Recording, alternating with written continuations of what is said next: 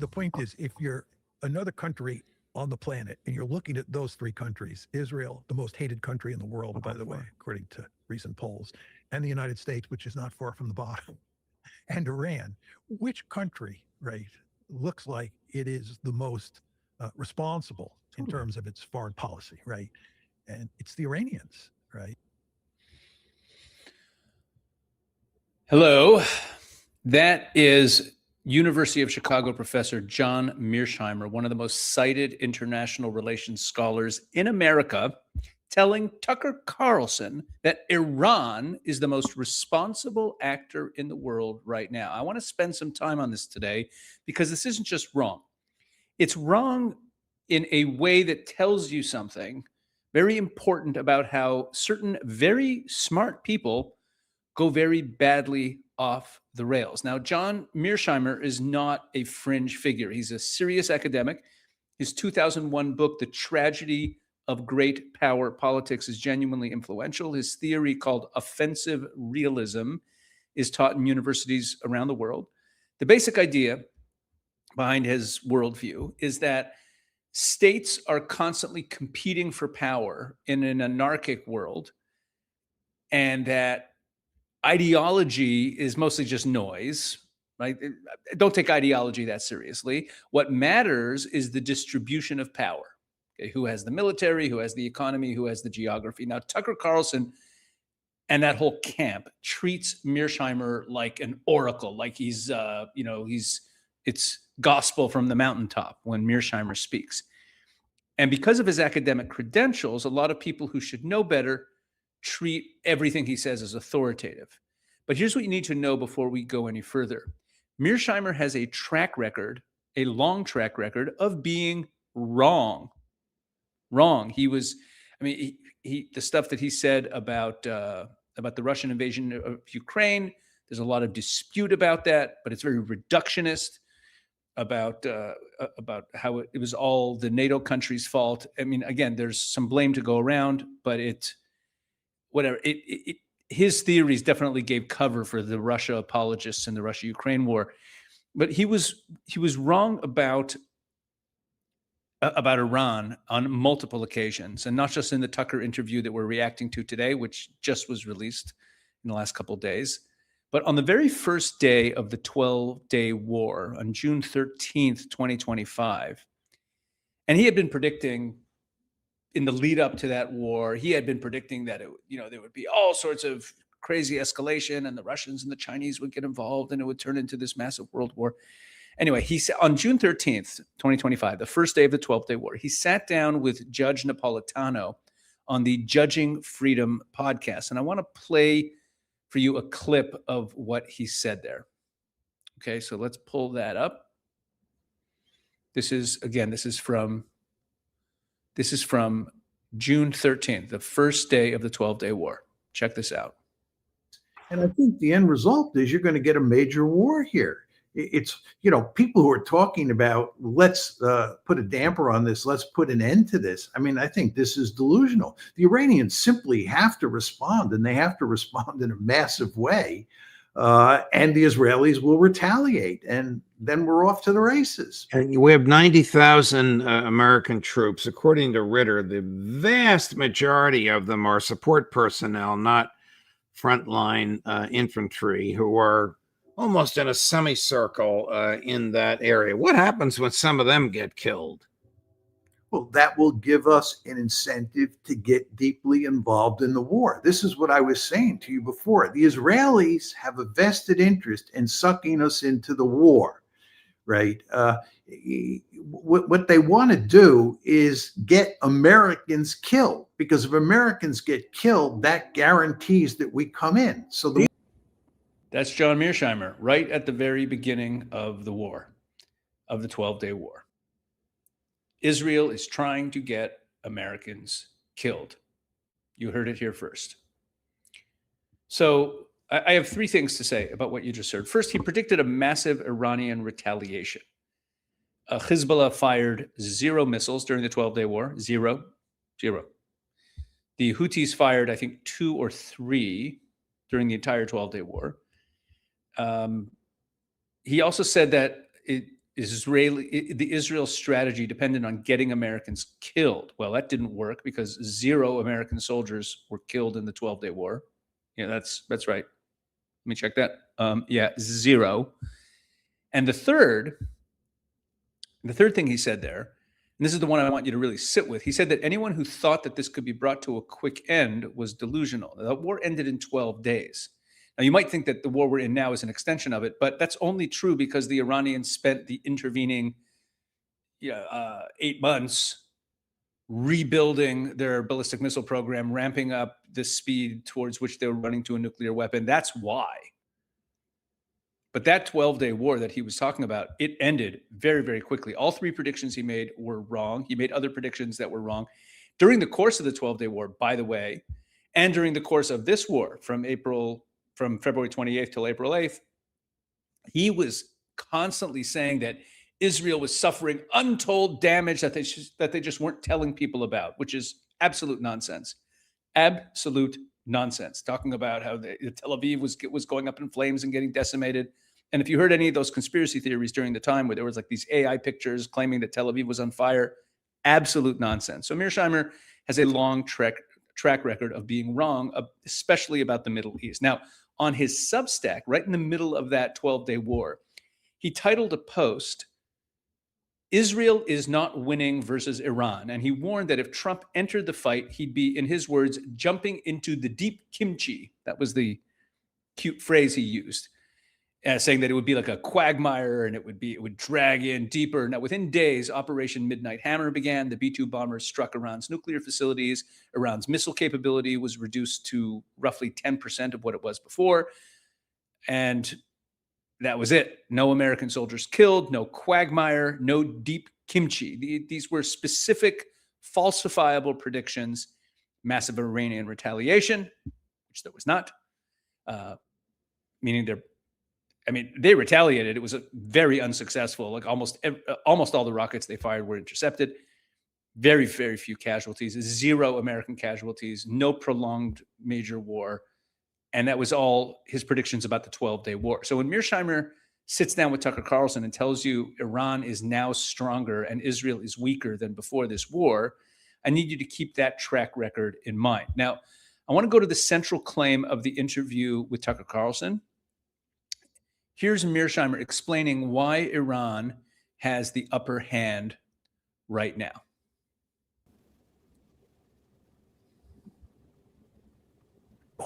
The Iranians are now in the driver's seat. The Iranians started this war on February 28th of this year in a much weaker position than they are in now. They've actually done quite well in the war, as we saw when they attacked Israel a few days ago. Here you have a situation where Israel did not attack Iran. Iran felt that it was free to attack Israel. Okay, there's his argument. So they feel that they're in the driver's seat. Actually, you know what? Let me play a little bit more of that clip. Let's go a little further with it.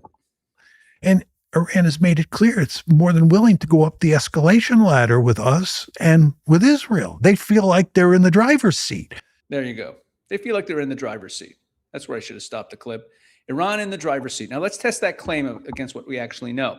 Since the beginning of this war, we've seen the following documented. Iran's missile launching capability is down by over 90%. Their navy is at the bottom of the Persian Gulf, pretty much all of it. Their drone manufacturing infrastructure is being systematically destroyed. It is basically destroyed. Their leadership has been struck to multiple layers deep, and they're still, even in the last strikes, Israel took out a few more. Their manufacturing base for missiles and drones pretty much annihilated by their own account. Now, Mearsheimer would say, and this is a fair point, that Iran controls the Strait of Hormuz and they have real leverage. But here's what he's missing. Iran had leverage over the Strait of Hormuz before the war too, but it no longer has the military architecture that makes it a serious regional power. They're a nuisance right now, and this needs to be solved. But the missiles, the drones, the navy, the proxy network, they're all either gone completely or severely degraded. So what Mearsheimer is doing here, let me put a put my finger on the specific intellectual mistake he's making or deception. He's confusing the fact that the Iranians currently have one piece of leverage. It's a good piece of leverage. It's a strong piece of leverage. The Straits of Hormuz. That's their leverage. That's what this whole thing's now. If they didn't have that, they'd have zero leverage in this. So he's confusing this one source of leverage with overall strength. And that's a fundamental analytical error. You know, like if I'm fighting someone much, much more powerful than me and they're on top of me and they're beating me, but like I start biting their pinky and it like really, really hurts them. And they have to like, you know, and if they make one false move, I'll bite even harder and maybe bite their pinky off. I don't know why I thought of that example. It's a bizarre example. I'm just giving an example where like I could inflict damage and the other side doesn't want that damage to happen, but that doesn't equal winning. The Iranians do have a piece of leverage, but that doesn't mean that they're in the driver's seat. And once we're speaking about the proxy network, here's something that Mearsheimer says that sounds bold, but is actually very revealing, right? He said that you have a situation where Israel did not attack Iran, but Iran felt that it was free to attack Israel, right? And Mearsheimer is framing this as Iran being confident and in control, right? Look at this. This is what Mearsheimer just said, right? This is Iran, you know, Iran felt free to attack Israel. Now, what was he talking about? He was talking about the attacks of last week, where Israel attacked the Dakhia in Beirut, and Iran felt free to attack Israel. And he's making it seem that that's because that you see how strong Iran is and how confident they are. They can just go ahead and attack Israel. You know why they did that? He just doesn't understand what's going on here. They attacked Israel because they miscalculated and thought that because Trump had told the Israelis that he wanted things kept quiet and that he didn't want Israel to be attacking Beirut, that if he attacked Israel, Israel would then have its hands further tied by America and not be able to retaliate. And sure enough, Trump did ask Netanyahu not to retaliate, but the Israelis did. So it was just a miscalculation on the Iranians' part that they felt free to attack Israel. They are scared out of their minds about the possibility of losing their grip on Lebanon. So they took action there because they want to connect Lebanon to the negotiations that they're having with Trump so that they can use that connection to get Israel to be pressured to back off as part of the MOU that they're signing with Trump. That's what it's about. It's not about being, you know, strong and in the driver's seat that they can go ahead and attack Israel with impunity. That's got nothing to do with anything. Now, if Iran is so strong and so dominant and in the driver's seat, where have the proxies been? Like the Houthis sort of like, launch one missile sort of symbolically. They're not closing the Bab el-Mandeb Strait. The Iraqi militias are doing nothing. Iranian proxies in Iraq have been not a peep out of them lately. And Hezbollah's on the run. I mean, it's during the 12-day war in June.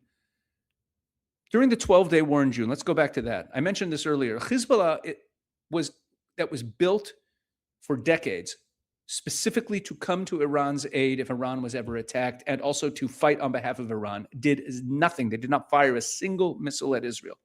The Iraqi Shiite militias at the time, a few drones. And the Houthis, 2 or 3 ballistic missiles. That's it. This is not the axis of resistance is not in a strong position. And he's making it seem like Iran's network is so strong. And look how bold they are. Look how strong they are. They went ahead and attacked Israel last week, even though Israel didn't attack them. They're making moves on the chessboard, but what is the evidence that they are strong? Their entire regional strategy, this ring of fire, this proxy network, has been so degraded that it's all on the run or keeping its head down. And Mearsheimer looks at Iran attacking Israel while Israel hadn't attacked Iran yet and reads it as Iranian strength. I read it as desperation. Now we get to the part of the interview that I think is the most important. I think it's the most revealing about why Mearsheimer gets all of this so wrong here. So let me pull up this next clip. I think it is this one. Yeah. Yeah. Well, as you know, we like to portray other countries as irrational and crazy. Totally. Second coming of Adolf Hitler. Completely. And Some crazed theocracy where they throw gays off buildings or something. It's like, But the truth is, if you look at Iran today and you look at the United States and Israel today, which of those three countries looks like the responsible stakeholder in the international system? yeah, of those three countries, which which seems the least unreasonable? Which this country seems like it has more blasphemy laws than Iran sometimes. I mean, it's crazy the number of things you can't say in the United States because you can't. Certain words are literally verboten. Certain interpretations of history are crimes. Those aren't blasphemy laws? Yes, they are. That's just true. But there's much truth in that. But the point is, if you're another country on the planet and you're looking at those three countries, Israel, the most hated country in the world, by the way, according to recent polls, and the United States, which is not far from the bottom, and Iran, which country, right, looks like it is the most responsible in terms of its foreign policy, right? And it's the Iranians, right? Yep. Iran is the responsible one. Now, I want to explain to you why a serious, intelligent man can look at the world and say something like that. And what's wrong with the intellectual framework that gets him to that point. See, Mearsheimer is a structural realist. His entire theory rests on the premise that ideology doesn't really matter that much, that states act rationally to maximize their security and their power. That's the lens through which he sees everything. NATO, Russia, Israel, Iran.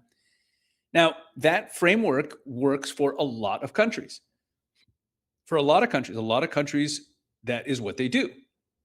We've talked about this on this channel when we've talked about the whole issue of nuclear weapons, right? That when people say, hey, what's so wrong with Iran having a nuclear weapon? Oh, just because they're a Muslim country, just because they're bad actors? I mean, North Korea has a nuclear weapon. Pakistan has a nuclear weapon. Russia has a nuclear weapon, Another bad actor gets a nuclear weapon. What's the big deal? Because it's a blind spot about Iran. It's assuming that Iran also acts rationally to maximize their security and power. The problem is that's not the way the Iranian regime works. I've been saying this for months. I've brought in serious experts on this channel, on the Israel 365 News channel. By the way, if you're not subscribed there, please go to the Israel 365 News channel and subscribe there. We talked to Mordechai Kedar right at the beginning of the war, one of the leading scholars of Islam and the Middle East around. The Iranian regime is not a conventional nation state. They're not pursuing rational national security geopolitical interests. They are 12er Shiites. They have an apocalyptic eschatological theology that governs their decisions. Their theology, they believe that we're living in the end times and that the hidden imam, who's been hidden for centuries, is about to return, and that the regime's role is to hasten his return. That's why they absorb devastating military strikes rather than capitulate to American demands. That's why they fund proxies across the region at enormous cost to their own people's welfare and even to the stability of their own regime. They are on a mission. It's a religious mission. This is why they've maintained death to America and death to Israel as their governing policy principle for 47 years. When Mearsheimer strips all of that out and just says, no, they don't really mean that. Let's just look at the distribution of power and the rational actor model. He's using a tool built for, analyzing, the dynamics of World War I in Europe or a game of Risk. He's pointing that at a regime that thinks it is fulfilling divine prophecy. Of course, he gets the wrong answer. So when he says Iran looks like the responsible stakeholder or whatever terminology he just used there, what he really means is if Iran were a normal secular state rationally pursuing its interests, its foreign policy would make a certain kind of sense. But it is not. And that one category error is the source of almost every wrong conclusion he reaches. This is a guy who has said that it's no big deal really if Iran gets a nuclear weapon, which is also something that's been echoed by Tucker, who's his acolyte. Now, I want to end on what I think is the most tendentious claim in this entire interview. And it has to do with Israel. The they he's talking about at the beginning of this clip is Israel. And this is just like, whatever. Listen to this. I mean, if you want to think about what this war means for the Israelis, right? They were so much better off with the JCPOA. They were so much better off with the deal that they would have gotten on February 27th. Now they're in a situation where I don't think they're going to get a nuclear deal. I may be wrong. I don't think they're going to get a nuclear deal. And the Iranians, as we both know, have a lot of highly enriched uranium, up to 60%. They can easily turn into weapons grade material and build the bomb. And the Israelis have just demonstrated that they don't have the capability. And we have just demonstrated that we don't have the capability to go in there and get that weapons grade material and shut down their nuclear enrichment capability forever. So it is possible that the Iranians may get a bomb. All right. So Mearsheimer's conclusion is that Israel would have been better off with the JCPOA. That's the Obama nuclear deal. And that Israel has demonstrated that it lacks the capability to solve the nuclear problem, and that Iran may still get the bomb. And therefore, Israel is worse off. And this is the big mistake here, because you could argue this point, like maybe Iran will still get the bomb.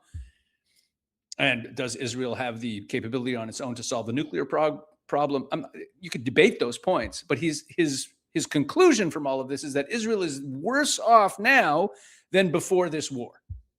Now, I'm not necessarily thrilled with how things have gone. You know my feelings about the ceasefire and about where these quote unquote negotiations and Trump's desire for a deal are going, and whatever happened, and that how some of the objectives of this war seem to have fallen by the wayside. Okay, that's a whole other issue. But to claim that Israel is worse off now than before the war started? So let's take these points one at a time. First, the JCPOA. The JCPOA was not going to prevent Iran from getting a bomb. It was at best a delay mechanism. That means really the structure of the deal. It had certain time commitments. It was a delay mechanism. And it was a delay mechanism that Iran was already violating in terms of weaponization work and inspections and everything else. That was the whole problem with it. It was not really enforceable. It was a terrible deal. The idea that Israel was better off with the JCPOA is like some kind of weird nostalgia for a deal that wasn't working, negotiated with this regime, whose word is meaningless anyway. It's not a serious strategic argument. Like, I don't know how an intelligent person makes that argument. Second, he says here that Israel has demonstrated that it lacks the capability of dealing with, with Iran's nuclear program. Okay, Iran's missile production is down around 10%. Remember, Israel also took over. They destroyed all of Iran's air defenses. And by the way, in this last little round last week, that one day back and forth, Israel destroyed the new air defenses that Iran was installing since the ceasefire.